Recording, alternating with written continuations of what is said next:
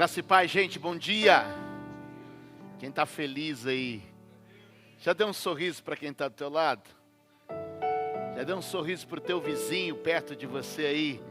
E disse para ele, que bom que você veio. Vire para o casal de trás, do lado. Diga, que bom que você veio.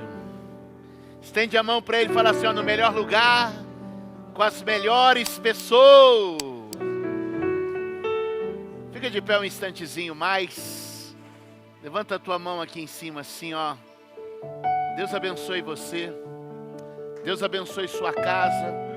Deus abençoe sua família. Que a graça de Deus se derrame sobre nós nesta manhã. Que o seu ministério avance debaixo do poder e da graça do Senhor.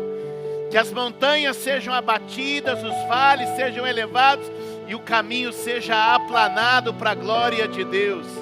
O inimigo que se levantou por um caminho, por 7 vai fugir.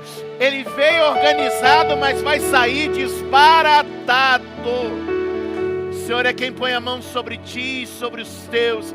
Ele te escolheu e eu declaro, esse final de ano ainda tem surpresa revelada, reservada para o teu ministério.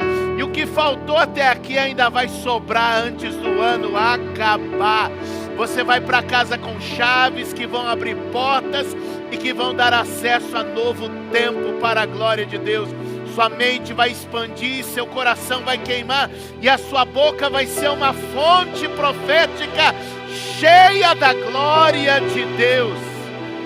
Lá em casa, no trabalho, nos negócios, no ministério, correntes estão sendo quebradas. Filhos estão sendo de novo reunidos, famílias estão sendo consertadas, ajustadas, alinhadas. Tua próxima estação está se abrindo. A graça de Deus está sobre nós. E nós vamos viver o extraordinário. O Timóteo, o Eliseu, o discípulo amado, está se levantando para ficar ao teu redor. Os 300 que não fogem da batalha, vão com você nessa luta para a glória de Deus. O Senhor vai levantar aqueles que vão levar adiante a visão que o Senhor tem te dado. Novas habilidades, novos dons. O Senhor está agindo neste lugar. Somos a igreja e as portas do inferno não prevalecerão. E amanhã domingo você vai ver ondas do favor de Deus entrando dentro da igreja e se movendo no meio do povo de Deus. E você vai dizer como parece que ficou mais leve, parece que o ambiente é outro. Você ainda não pintou a igreja, não mudou o ar, não comprou o telão, mas tudo já mudou. Porque na tua mente, no teu coração, já é diferente para a glória de Deus. Primeiro se estabelece no céu e do céu a gente chama para a terra. Portanto nós declaramos, será na terra como é no céu. No céu teu ministério está envolvido no óleo do Espírito. No céu teu ministério floresce, cresce e produz os frutos. E essa realidade é importada do céu para a terra. E no tempo de Deus isso é realidade. Se você crê nisso, eu declaro sobre você capacidade de multiplicar, de transbordar e de viver o extraordinário. Aleluia, aleluia. Deus está curando, Deus está transformando, Deus está mudando, Deus está fazendo algo novo e sobrenatural. Aleluia, glória a Deus. O Espírito Santo está aqui. Sua graça está sobre nós nessa manhã. E você está recebendo algo do céu para a tua vida. Aleluia. Pode se assentar. Que bom estar com vocês aqui. Aleluia. Glória a Deus. Aleluia. Pegue sua Bíblia. Abra ela, por favor, no primeiro livro dos Reis. No capítulo de número 19. Meu nome é Júlio, sou pastor em Suzano, São Paulo. Tenho o privilégio de caminhar com o pastor Josué já há muitos anos. Eu dormi no alojamento da outra chácara. Eu preguei na capelinha ali de baixo, nos primeiros eventos. Eu comecei vindo para participar e hoje tenho a honra e o privilégio de ministrar. Primeiro livro dos Reis, capítulo de número 19, verso também de número 19. Quem achou? Então Elias saiu de lá, encontrou Eliseu, filho de Safate, e ele estava arando com 12 parelhas de bois, e estava conduzindo a 12ª parelha. Elias o alcançou e lançou a sua capa sobre ele. Eliseu deixou os bois e correu atrás de Elias. Deixa-me dar um beijo de despedida em meu pai e minha mãe, disse. Então irei contigo. Vá e volte, respondeu Elias, pelo que ele fiz. Eliseu voltou, apanhou sua parelha de bois e os matou. Queimou os equipamentos de arar para cozinhar a carne e deu ao povo. E eles comeram. Depois partiu com Elias e se tornou seu auxiliar. Anote isso. Todo Elias precisa encontrar seu Eliseu. Anote isso. Todo Elias precisa encontrar seu Eliseu. Anote também. Todo Eliseu precisa perceber o seu Elias. São duas sentenças simples, mas são de extrema importância. Ouça. É papel do Elias encontrar o Eliseu. E é papel do Eliseu perceber o seu Elias. Na jornada do ministério, ora a gente é Elias, ora a gente é Eliseu. Ora a gente está numa mesa em que a gente é o menor, ora a gente está numa mesa onde a gente é o maior. Ora a gente está numa mesa em que a gente recebe, ora a gente está numa mesa em que a gente entrega. Ora a gente está discipulando, ora a gente está sendo discipulado, e isso é um processo que precisa continuar.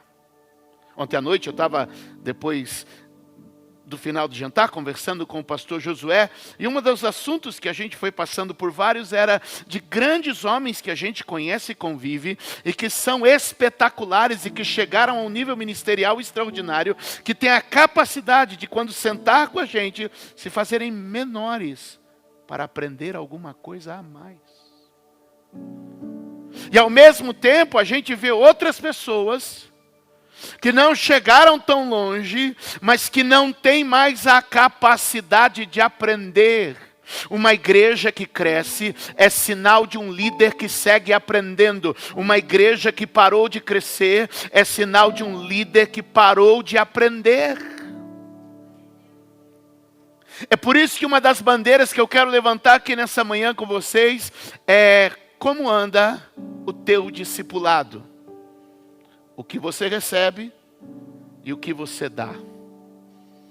Na área do discipulado ou da formação, do desenvolvimento, da mentoria, dê o nome que quiser dar nesses dias, eu pergunto para você, como anda essa área da tua vida? Para o teu desenvolvimento, a pergunta que eu faço agora, se você pudesse dar uma nota, tome nota disso aí, papel e caneta, vamos lá.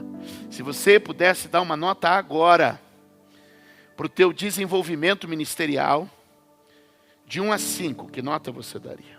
Note isso, é importante para você pensar, porque de uma convenção como essa, ao final do dia, indo para casa, as demandas da igreja, a semana corrida, as sensações daqui vão desaparecer.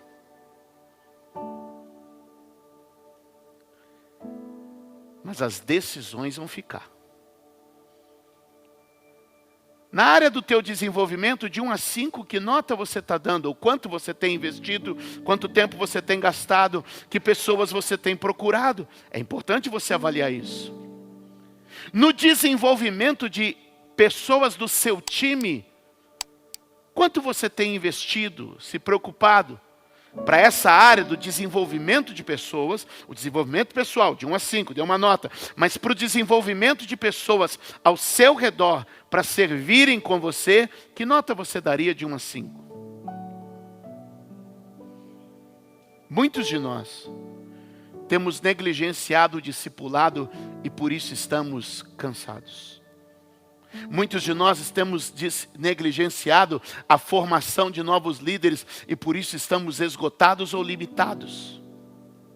Alguns de nós queremos construir estruturas, mas deixa eu te dizer, não adianta ter estádio se não tem time.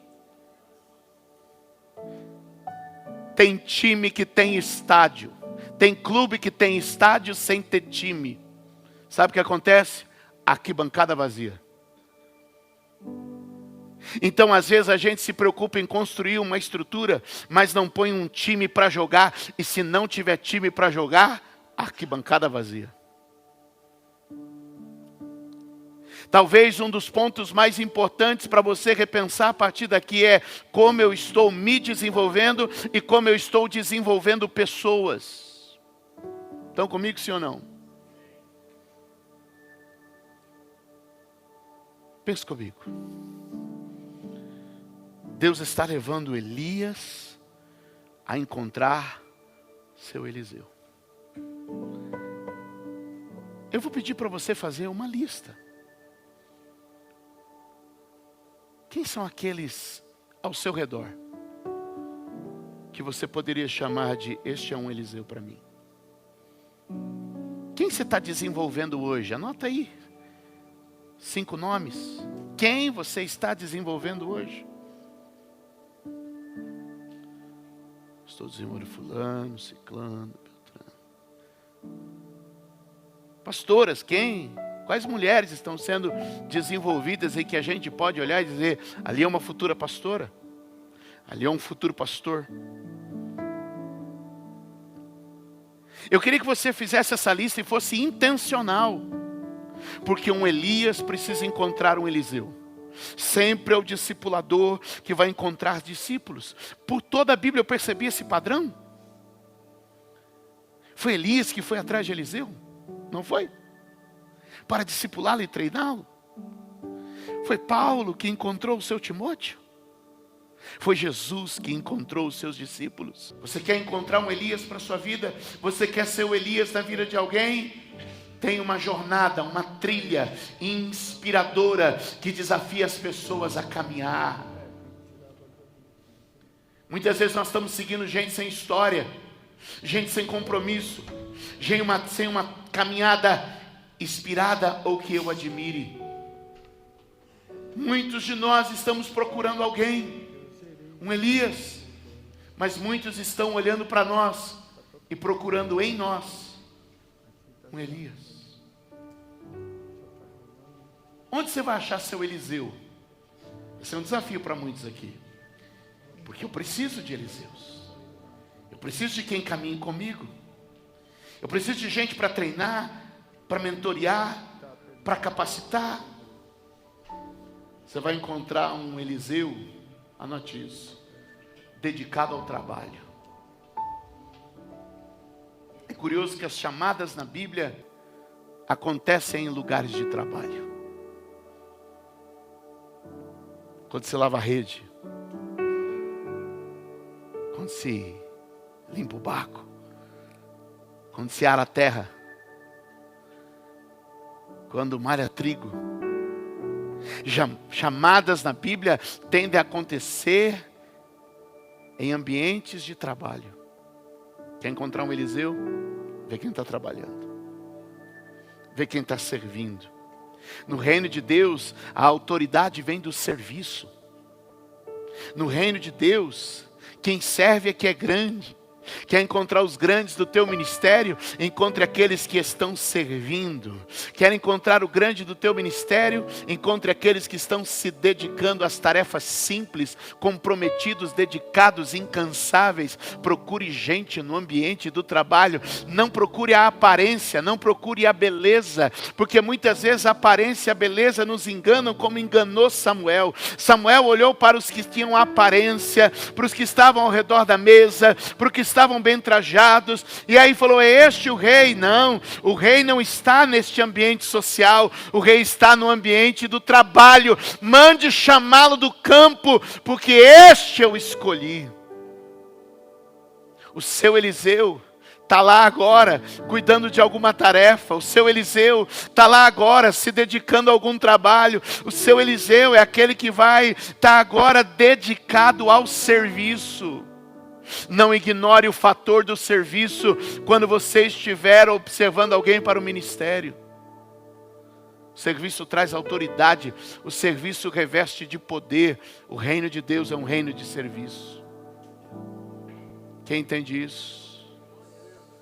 A segunda coisa que a gente percebe na leitura do texto é que este Eliseu não estava só trabalhando, mas era também um praticante da honra.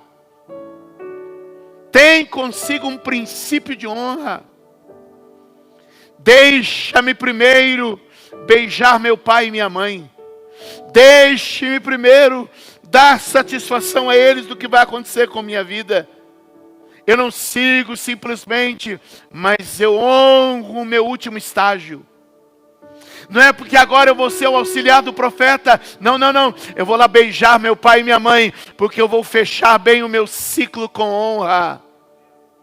Então Eliseu, observe isso, é um praticante da honra.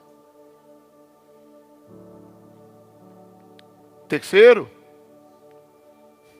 é alguém desapegado, desprendido. Pegou o boi, pegou os aparelhos e disse assim: ó, para cá eu não volto. Eu agora só tenho futuro, não tenho passado.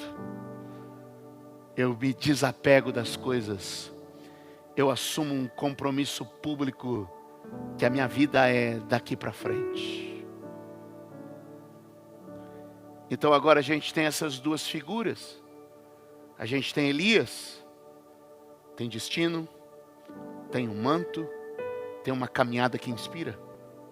A gente tem Eliseu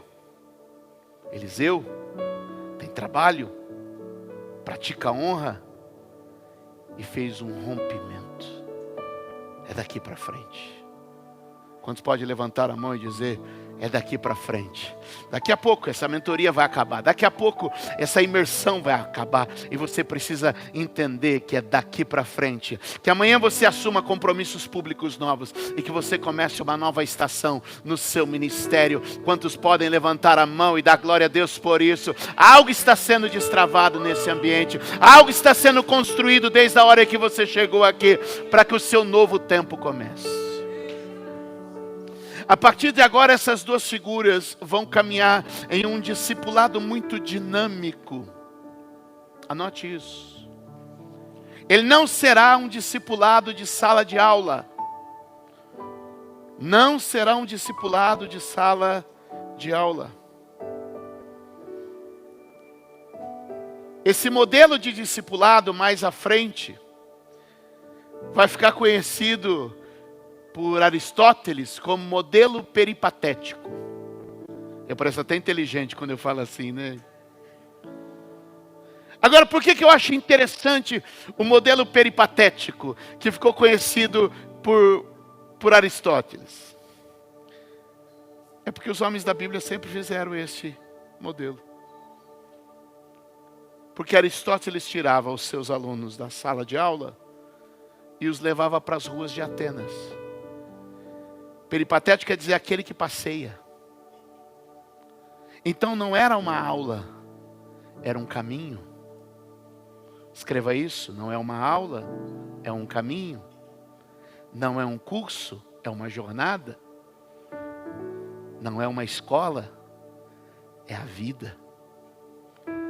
A gente transformou discipulado numa revista. A gente transformou discipulado numa sala de aula que acontece periodicamente. Mas o que ele está falando comigo e com você nesse dia é que discipulado é uma jornada que a gente faz junto. É um caminho que a gente trilha. Porque enquanto caminha nas situações da vida, tudo vai se revelando. Posso ouvir um amém?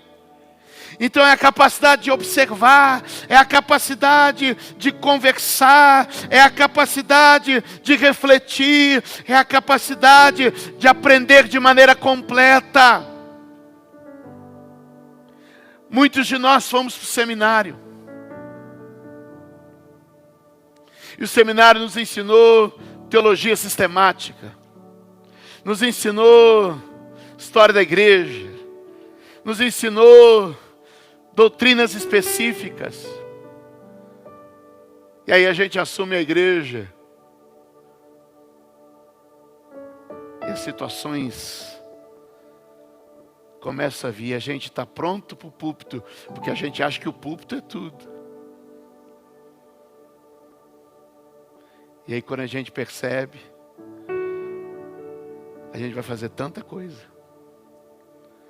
E o púlpito é uma parcela tão pequena. A gente precisa liderar pessoas, desenvolver projetos, formar vida, aconselhar. A gente é um pouco enfermeiro, a gente é um pouco delegado, a gente é um pouco advogado, a gente é um pouco de tudo. A gente ora, a gente receita medicamento.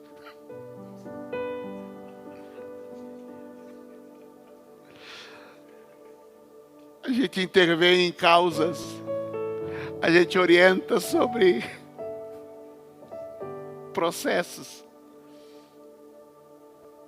E a gente começa a entender que Deus nos tem convidado, não para apenas estar numa sala de aula, mas para caminhar na vida com outras pessoas. E eu quero dizer que nesses dias, Deus está levantando gente para você ser um Eliseu e caminhar com eles, mas também está levantando Eliseus que vão caminhar com você. Você vai estar num ambiente de pessoas que vão te servir e derramar sobre a tua vida, e você então vai para um outro ambiente, onde você vai derramar sobre outras pessoas, e você vai se tornar aquele que busca com os que estão à sua frente, para derramar sobre aqueles que estão te seguindo. Levante a sua mão e diga: Deus está nos convidando para um discipulado. No segundo livro dos Reis, no capítulo de número 2, a Bíblia vai nos mostrar a jornada final de Elias e Eliseu. E eles param em 4 estações, que eu quero pontuar aqui com vocês, como 4 estações especiais para um discipulado dinâmico. Quantos querem fazer discípulos? É bom querer, porque é isso que Jesus mandou você fazer. E eles vão fazer uma caminhada e vão parar em 4 estações. E essas 4 estações são muito simbólicas, eu quero que você tome nota delas. O primeiro ponto de parada na jornada de Elias e Eliseu, descrita no segundo livro dos Reis, no capítulo 2, é Gilgal. Repete comigo: Gilgal. De novo, mais forte todo mundo: Gilgal. A primeira etapa está em Gilgal. E o que aconteceu em Gilgal? Em Gilgal é o lugar da circuncisão.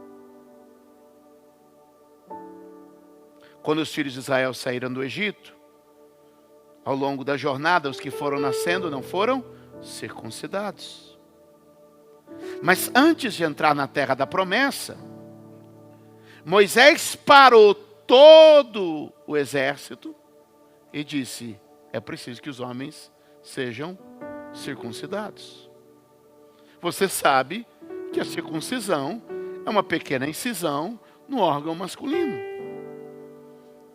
As irmãs, por favor, as irmãs, levante a mão, as irmãs casadas, amadas, me responda. Naquele tempo, sem anestesia, sem antibiótico, sem analgésico, Se o teu marido passa por isso hoje, vai levar quantos dias para esse homem tomar coragem para ir buscar um copo d'água?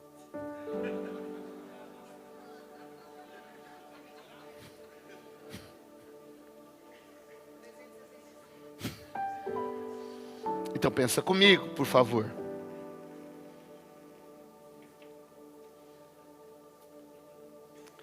Cercado por nações grandes, fortes e poderosas, Moisés leva o seu exército todo para a enfermaria. Cercado por exércitos que querem destruir aquela jovem nação ainda se formando, Moisés leva todos os seus homens e os baixa na enfermaria. É a vulnerabilidade de quando a gente permite Deus trabalhar na nossa intimidade. Porque um discipulado real vai além de decorar 2 ou 3 versículos da Bíblia, ou aprender 2 ou 3 chaves, porque se isso não entrar na nossa intimidade, a gente não está sendo liberto das marcas da escravidão de verdade. Porque a diferença entre quem saiu do Egito e quem vai entrar na terra prometida é porque você ia tirar a marca do escravo e assumir a marca da aliança. Gilgal é o lugar onde se trabalha na intimidade.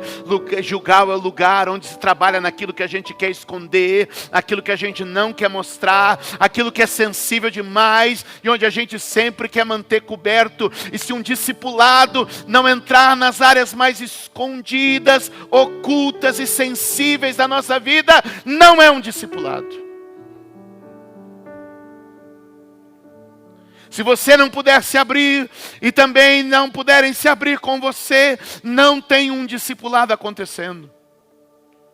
Porque o discipulado começa na intimidade.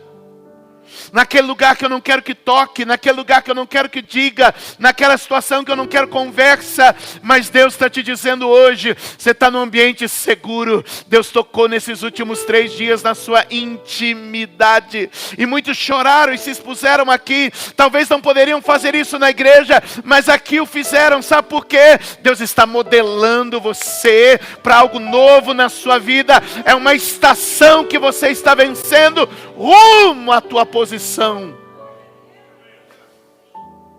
Gilgal,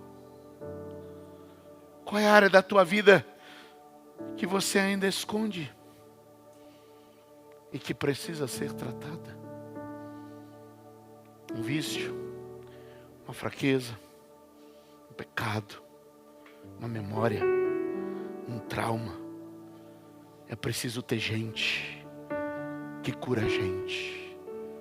É preciso ser a pessoa confiável para que outros nos procurem. Hoje Deus está dizendo, não tem discipulado se a gente não passa por Gilgal. Se a gente não tira as nossas armaduras e se expõe de maneira em que aquilo que nos envergonha, exposto, se torna uma cura. Alguns de nós pastores, quando chegamos em um ambiente como este, vestimos nossas armaduras. Nossas armaduras podem ser o sucesso que tivemos como ministério até aqui. Nossas armaduras podem ser a nossa formação teológica, nossa formação profissional. Nossas armaduras podem ser coisas que estão bloqueando de sermos tocados na nossa intimidade, nossos preconceitos, nosso orgulho, nossa soberba, eu não sei. Mas eu sei que muitos de nós, quando entramos em ambientes como este, por estarmos tão viciados de sermos o soldado diante da igreja, não nos abrimos para uma cirurgia. E a minha oração na manhã de hoje é que a gente se tire a armadura. Permita que a nossa intimidade seja exposta. E o Espírito Santo possa fazer agora uma cirurgia que muda a sua identidade de escravo para herdeiro. que te coloca na herança de Abraão com o símbolo da aliança. Quem sabe hoje Deus não está fazendo nesses últimos minutos um Gilgal na sua vida, para que você possa também fazer um Gilgal na vida de alguém, e Deus possa na sua intimidade tratar você. A minha oração nesse exato momento é: Deus Pai, que a tua unção desça sobre nós e que a nossa intimidade seja curada, livre de trauma, livre de medo, livre de culpa, livre de opressão, mas libertos em Cristo Jesus. Quem recebe isso? Juntos eles saem de Gilgal e a Bíblia diz que eles vão para uma segunda estação, Betel. Betel, vocês sabem, é a casa de Deus. Tem coisas que Deus precisa nos tratar na intimidade, mas tem coisas que Deus vai nos tratar na comunidade. Tem coisas que Deus vai tratar no íntimo e tem coisas que Deus quer tratar no coletivo. Porque a gente não vive ministério só na intimidade. A gente tem que ter encontro com Deus na intimidade, mas a gente precisa aprender a viver da coletividade da casa. Há muitos que têm dificuldade na convivência com a igreja. Alguns feridos com a igreja, esposas de pastor, filhos. Olha para mim, a igreja não é um lugar fácil. A igreja não é. Mas a igreja é tipo a arca de Noé, gente. Tem gente pesada, igual um hipopótamo, intrometida com o pescoço, igual de uma girafa. Tem gente. Mas deixa eu te dizer, a arca de Noé não cheirava bem. A arca de Noé era barulhenta. De dia, bicho fazendo barulho, porque é bicho do dia. Bicho da noite fazendo barulho à noite. Um querendo atacar o outro. Aquele ambiente não era cheiroso, não tinha bom ar, não era iluminado. Mas deixa eu te dizer uma coisa. Às vezes a igreja não é fácil. Mas quem está dentro está salvo. Quem está fora está perdido. Pode não ser o lugar mais fácil, mas é o lugar mais seguro. É um lugar seguro para os meus filhos, é um lugar seguro para o meu casamento. Então eu prefiro estar na igreja. Dentro da igreja pode não ser o lugar mais fácil, mas dentro da igreja eu estou abrigado do juízo, estou protegido da tempestade e vou sair do outro lado para a glória de Deus. Eu vim te dizer que muitas vezes a gente tem dificuldade de convivência, liderança, tratar com pessoas. Às vezes as pessoas não desistiram da visão, elas desistiram das pessoas que estão lá. As pessoas não desistiram do lugar, elas desistiram da convivência. E eu quero orar aqui hoje para que a gente tenha uma cura interior na intimidade, mas tenha também uma cura na comunidade. Aprender a perdoar, relevar, rever, ler de novo e continuar caminhando a segunda milha, dando a outra face. Eu não sei se você me entende, mas o Espírito Santo está te chamando hoje para aprender a ser tratado na comunidade. Quem não aprende a viver no coletivo vai ter dificuldades de viver a vida do ministério, porque não existe ministério que se viva sozinho e apartado da igreja. Que Deus nos dê espírito e capacidade de sabedoria para convivência. Um discipulado dinâmico nos ensina a cuidar do nosso interior, mas também nos ensina a viver a comunidade ao redor. Vivermos como igreja. Vivemos o nosso Betel. Eles saem de Betel e eles vão para uma terceira estação. Essa terceira estação é Jericó. Jericó é o lugar das muralhas. A gente é ensinado no discipulado o nosso interior, a nossa intimidade, nosso convívio, a nossa comunidade. Mas é preciso que a gente aprenda e ensine e aprenda sobre a fé. É preciso desenvolver líderes e ministros que sejam visitados, tomados, envolvidos pelo Espírito da fé. A fé que derruba as muralhas. Criar gente que continua acreditando no impossível. Nós precisamos ser discipuladores. E precisamos de discipuladores que nos estimulem a olhar para uma muralha e dizer, vai cair. Comprar um imóvel, construir um templo, realizar um projeto, expandir para uma nova unidade. Mas eu estou olhando e dizendo, essa muralha vai cair. Nós precisamos hoje desenvolver homens e mulheres que vivam as experiências da fé. Nós precisamos nos desenvolver e avançar com aqueles que vivem as experiências da fé. Romper, vencer. O que é a fé, senão a perseverança e uma volta depois da outra, ainda que não tenha um trinco na parede, ainda que nem a rachadura esteja ali na tinta, mas você continua uma volta depois da outra, uma volta depois da outra. A gente precisa ensinar que as coisas não acontecem de repente, e não é só o grito que ganha, mas é a continuidade, é a perseverança, é um giro depois do outro, e a parede nem tremeu, mais um giro, e nem uma pedra caiu, ela parece intransponível, mas Deus está nos ensinando a ir até o fim e perseverar na jornada. Isso é um caminho de fé, e a fé precisa ser vivida na jornada. Quantos hoje querem receber mais fé e transmitir mais fé e pregar mais fé na igreja e pregar mais fé no ministério e pregar mais fé na obra do Senhor? A gente precisa de um avivamento da fé. Renova a minha fé. E quem sabe alguns de nós, como a pai daquele menino diante de Jesus, que diz, Senhor, ajuda-me na minha incredulidade.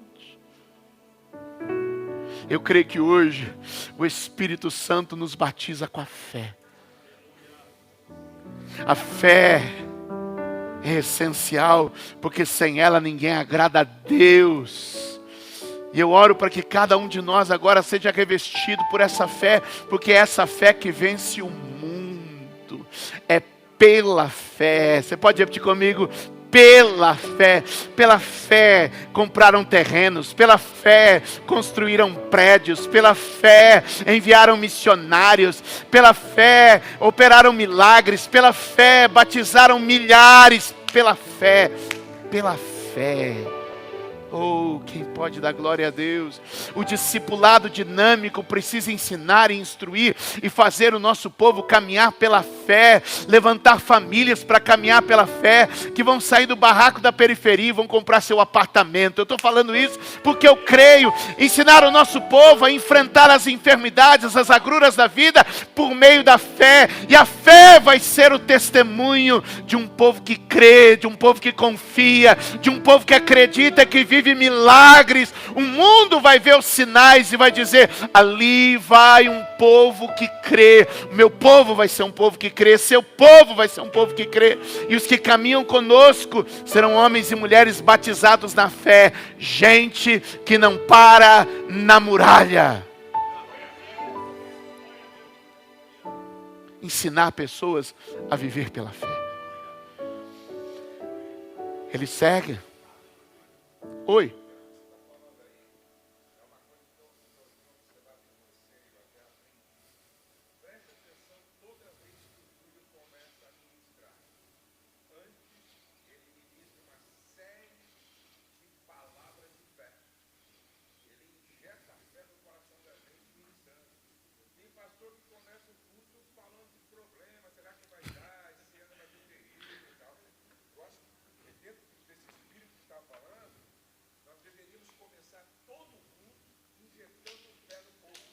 Amém.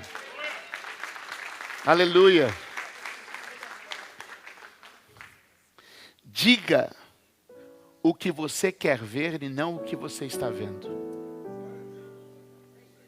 Deus, quando olhou para a terra, viu ela sem forma e vazia. Deus disse o que queria ver, não o que ele estava vendo. Deus disse o que queria ver, não o que estava vendo. Eu creio que da nossa boca flui bênção em favor de Deus.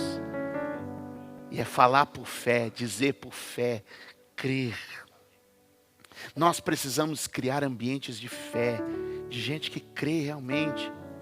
Você é um termostato, você não é um termômetro. Essa ilustração é muito boa. A liderança é um termostato, não é um termômetro. Você não mede a temperatura do lugar, você impõe a temperatura ao ambiente. No meu livro, no Mapa do Empreendedor, eu falo como o líder é responsável por gerar o ambiente. A ambiência da empresa, da igreja, do lugar, da casa, depende daquilo que emana do líder. Você é como uma torre de antena de TV, você irradia um sinal. Se você crê, as pessoas ao seu redor começam a sentir isso, e você começa a criar uma outra atmosfera, e palavras carregam atmosferas. Não perca essa chave nunca. Então é essa fé que eu tenho, e essa fé que você precisa ter. Uma fé que crê, vai cair essa muralha, vai romper, nós vamos acessar a terra da promessa. Chegou a nossa vez. Eu vim dizer que hoje é uma volta depois da outra, até que o grito sai e a muralha cai. Hoje Deus está te levando a uma caminhada de discipulado de fé. Alguém comigo aqui? Alguém comigo aqui? Eu estou quase terminando.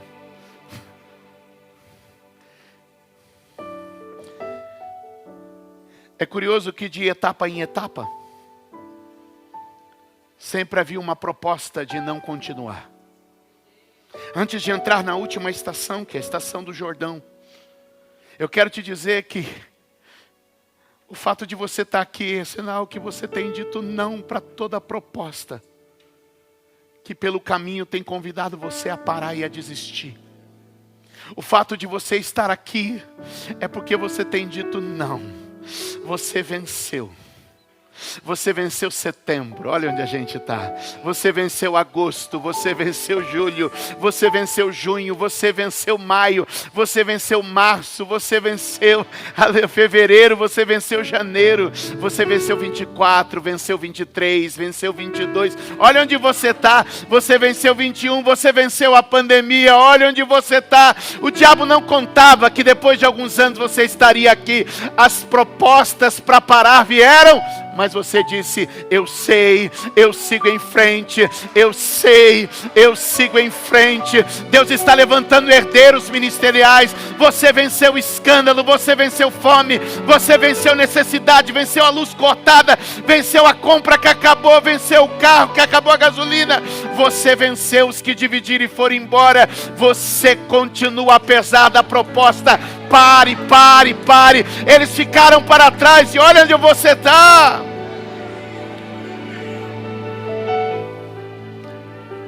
Você venceu a vontade de ir embora desde o dia que você chegou.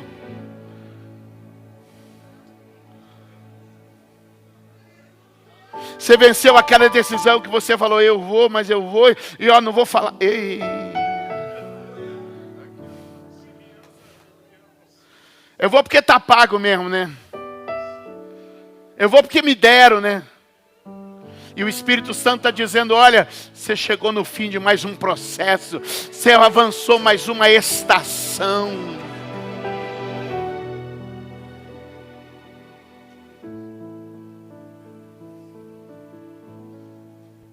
Então Elias faz o último convite. Eu vou até o Jordão. O nome Jordão quer dizer aquele que desce. Eu gosto dessa expressão. Aquele que desce. Porque a última estação não era uma estação de subida, mas era uma estação de descida.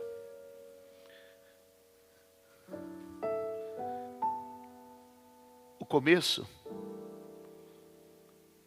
está no Jordão. Josué começou no Jordão. Foi no Jordão que as dúvidas ministeriais de Josué foram apagadas. Foi no Jordão que Eliseu se consolidou como um herdeiro de ministério.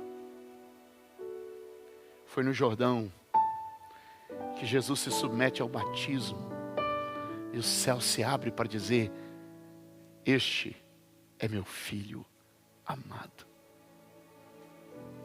A descida é um lugar muito importante para nós. Porque a humildade nos faz acessar a graça. O orgulho nos ronda de perto. O orgulho é o único inimigo que a gente não vence, pastor Josué. O orgulho a gente desmaia ele, todo dia. Porque o dia que eu disser assim, eu venci o orgulho, quem voltou? O orgulho. Então o que eu posso fazer no máximo é desmaiar ele todo dia.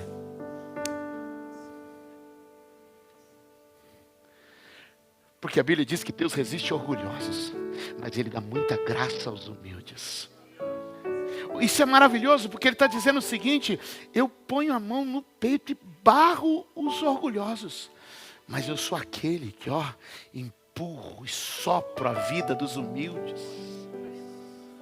É por isso que Paulo vai escrever aos Filipenses: de sorte que haja em vós o mesmo sentimento que houve em Cristo Jesus, que sendo em forma de Deus, não teve por usurpação ser como Ele, mas a si mesmo se esvaziou, se humilhou e submeteu-se à morte, a morte de cruz. O que ele está dizendo? Tem o sentimento de quem se humilha, de quem se quebranta, de quem desce. E então a Bíblia diz: pelo que Deus o exaltou soberanamente e lhe deu um nome que está acima de todo nome. Ele começa descendo para terminar subindo. Deus está te dizendo: é na descida que a gente cresce, é para baixo que a gente avança, é na humildade, na humilhação que o nosso ministério prospera e avança.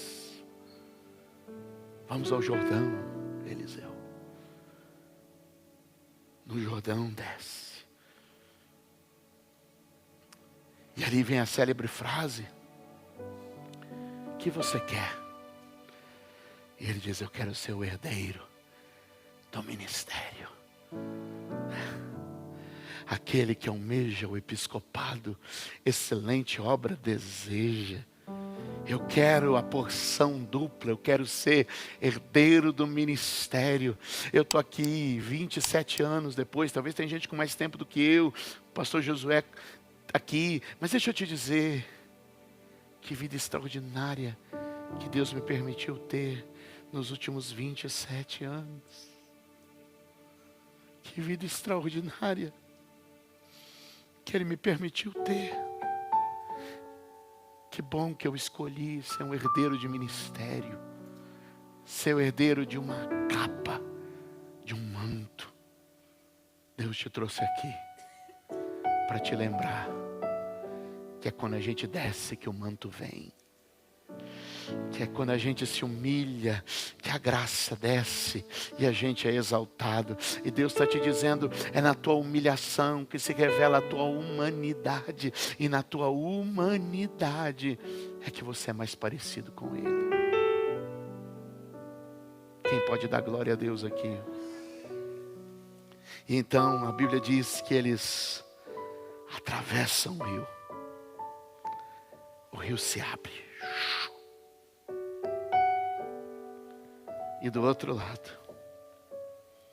Elias é levado. E Eliseu fica.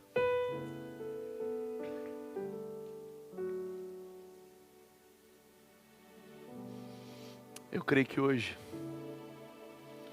aquela mesma capa está descendo sobre nós aqui. Vocês ouviram sobre tantas coisas úteis para o ministério. Deixa-me ser um pouco profético nesta manhã e dizer: nós atravessamos cada dia um ponto. Vocês foram tratados na intimidade, foram tratados sobre igreja e comunidade, foram tratados na fé, foram tratados na humildade, no quebrantamento, na descida. Mas o Espírito Santo está aqui hoje dizendo: eu vou terminar esse ambiente agora com a capa que cai. Quem crê que tem um manto descendo sobre você, que você vai levar?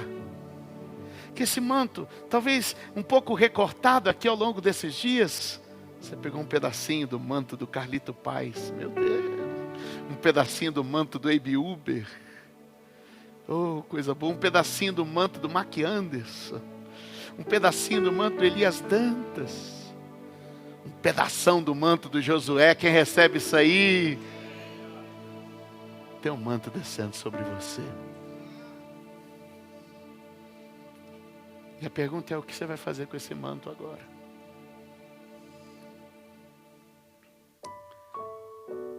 E é maravilhoso isso, porque qual que é o fim do discipulado?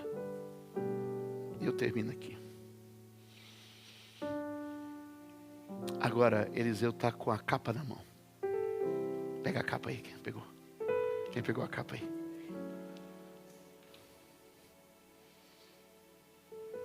Três vezes o Jordão abriu. E acho que toda a dinâmica do discipulado precisa terminar assim. A primeira vez que o Jordão abriu foi com Josué, correto?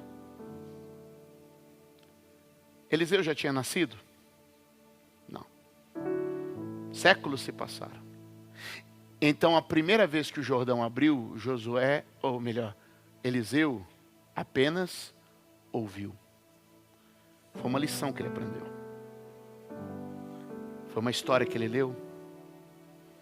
Foi uma mensagem que ele ouviu. Foi uma aula da escola bíblica que ele participou. Josué abriu o Jordão. Qual que foi o primeiro momento? Ele apenas ouviu. Ele apenas aprendeu que o Jordão pode ser aberto. A segunda vez que o Jordão abre, isso é muito importante para nós entendermos o que é um processo de um discipulado de sucesso. A segunda vez que o Jordão abre, ele está perto de quem abriu. A segunda vez que o Jordão abre, acabaram de acontecer há pouco. Elias abriu o Jordão. E Eliseu estava junto. Perto. Aquilo que ele ouviu, agora ele viu. Aquele que ele ouviu, agora ele viu. Mas agora o Jordão vai abrir uma terceira vez.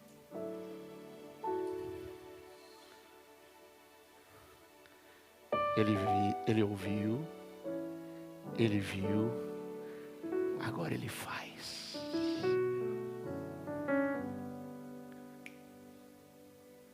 Onde Deus quer levar você? Você já aprendeu muita coisa. Você já viu muita gente fazer. E agora Deus está dizendo: aquilo que você ouviu e viu, chegou sua vez de fazer agora. Porque no final, o discipulado é isso.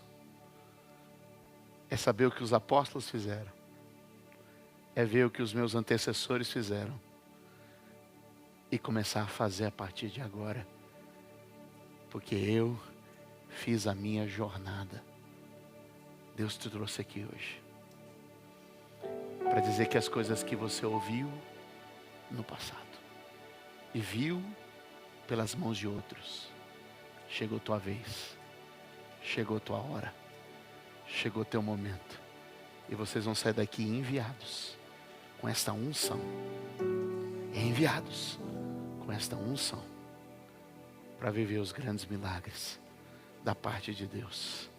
E que você seja um profeta como Eliseu, que vai curar as fontes da cidade, que vai multiplicar o pão, que vai tirar o veneno da sopa, que vai continuar fazendo a obra do Senhor de maneira extraordinária. Quem quer fazer o caminho do discipulado, quem vai agarrar o seu Elias e encontrar o seu Eliseu aqui, fica de pé, porque eu preciso orar por você. Tem uma presença de Deus neste lugar. Louvado seja Deus, louvado seja Deus, louvado seja Deus. Louvado seja Deus, louvado seja Deus, louvado seja Deus, louvado seja Deus, louvado, exaltado, engrandecido seja o Senhor, o nosso Deus. Eu não sei você, mas eu vejo o manto pela fé descendo sobre nós. Eu vejo a inauguração de ministérios aqui. Eu vejo o Senhor te enviando com poder para a tua cidade, para a tua localidade. Haverá uma cura na fonte, haverá uma cura na fonte. Eu vim profetizar isso, eu vim profetizar. Você vai desbaratar planos do inimigo. Você vai multiplicar pão, vai liberar palavras. Você vai abençoar a casa de viúvas, Você vai ser voz para reis. Você vai formar discípulos. Você vai fazer uma escola de discípulos que não vai caber num prédio. Pai, nós oramos nesta manhã, Senhor. E nós cremos que o Senhor tem algo novo para a nossa vida neste lugar. Nós cremos que o Senhor tem para nós uma ativação espiritual. Uma visitação do Espírito, meu Deus, que vai destravar ministérios, que vai liberar pessoas. Senhor, eu sei que para alguns esta imersão, esta mentoria foi um Gilgal. O Senhor entrou na intimidade. Marcas da escravidão e do deserto estão sendo arrancadas. E a marca da aliança, da herança, da promessa está vindo sobre eles. Alguns aqui, Senhor, aprenderam sobre igreja, sobre o ambiente da igreja, Senhor, e como a igreja pode ser potencializada, fortalecida, o Betel, a casa de Deus. Outros avançaram em níveis de fé, aprenderam a conquistar, tomar territórios, derrubar muralhas. E alguns simplesmente se humilharam e se quebrantaram. E é por isso que uma unção está sobre eles agora. Uma unção de milagres, uma unção de sinais, uma unção de maravilhas. Tudo que eu te peço, Pai, é que eles encontrem o seu Elias.